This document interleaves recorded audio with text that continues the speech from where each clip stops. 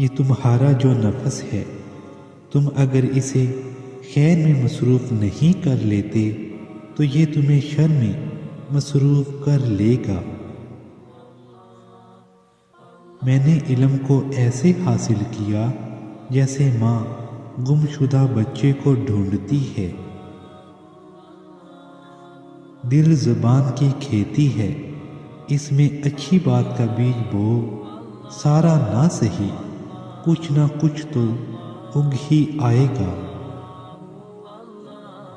چونکہ جاہل کو اس بات کا یقین ہوتا ہے کہ وہ عالم ہے، اسی لیے وہ کسی کی بات نہیں مانتا۔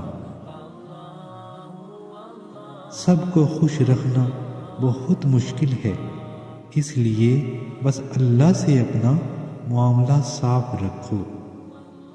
دنیا کے خزانے سونے سے بھرے جاتے ہیں، تم اپنا خزانہ نیکی سے بھرو۔ دل کو روشن کرنا ہو تو غیر ضروری باتوں سے پرہیز کرو۔ انسانوں کو قابو میں رکھنا جانوروں کو قابو میں رکھنے سے کہیں زیادہ مشکل ہے۔ جس پر دنیا کی محبت غالب ہو جاتی ہے وہ اہل دنیا کا غلام ہے۔ اپنے اوپر سب سے زیادہ ظلم کرنے والا وہ شخص ہے جو ایسے شخص کی عزت کرے جو اس کی عزت نہ کرتا ہو، ایسے شخص سے دوستی کرے جو اسے نفع نہ پہنچا سکتا ہو، ایسے شخص کی تعریف کرے جو اسے نہ پہچانتا ہو۔ سخاوت دنیا اور آخرت کے عیبوں کو ڈھانپ لیتی ہے۔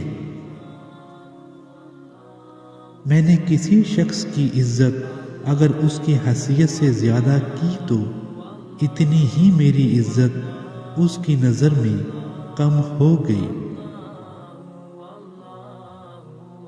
3 چیزوں کی زیادہ عزت افزائی ذلیل کر دیتی ہے: عورت، خادم اور گھوڑا۔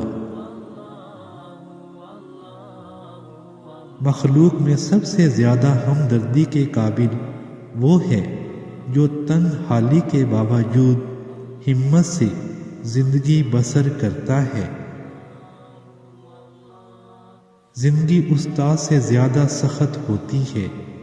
استاد سبق دے کر امتحان لیتا ہے اور زندگی امتحان لے کر سبق دیتی ہے۔ عالم کے لیے سب سے بڑا عیب یہ ہے کہ وہ ایک چیز میں دلچسپی لے جس سے خدا نے منع کیا ہے اور اس چیز سے بیزاری دکھائے جس کا خدا نے حکم دیا ہے۔ جو غصے کی بات پر غصہ نہ کرے وہ گدھا ہے اور جو منانے پر نہ مانے وہ شیطان ہے۔